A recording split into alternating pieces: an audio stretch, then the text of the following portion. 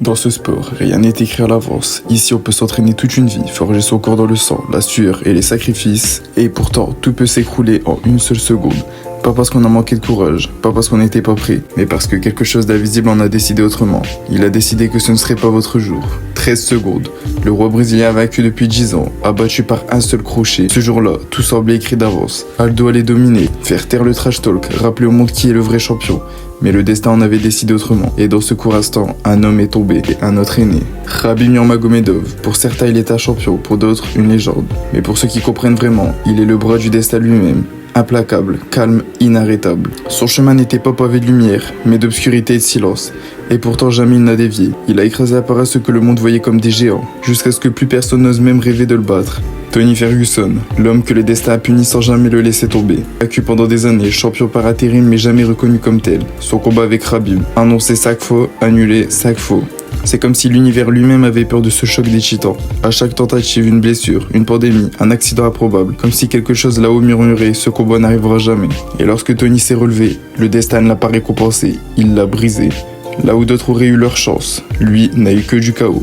Le destin aime les tragédies. Anderson Silva, le poète de la cage, le roi de l'élégance, inarrêtable jusqu'à ce que le destin le frappe 2 fois. Un crochet qu'il n'a pas vu, puis un tibia brisé sur le genou d'un homme qu'il méprisait. 2 moments, 2 fractures, une ère qui s'effondre. Mais le destin ne frappe pas que pour détruire. Parfois il élève les damnés. Michael Bisping, moqué toute sa carrière, accepte un combat de dernière minute et renverse un champion arrogant, une revanche inespérée. Un conte de fées que personne n'aurait osé écrire.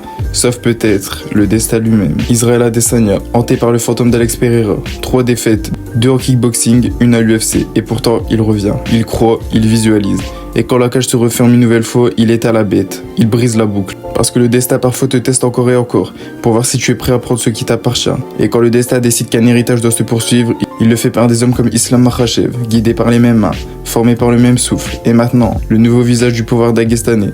Ce n'est pas juste un successeur, c'est un chapitre écrit à l'avance. Kamaru Usman, 56 secondes. À 56 secondes d'écrire l'histoire.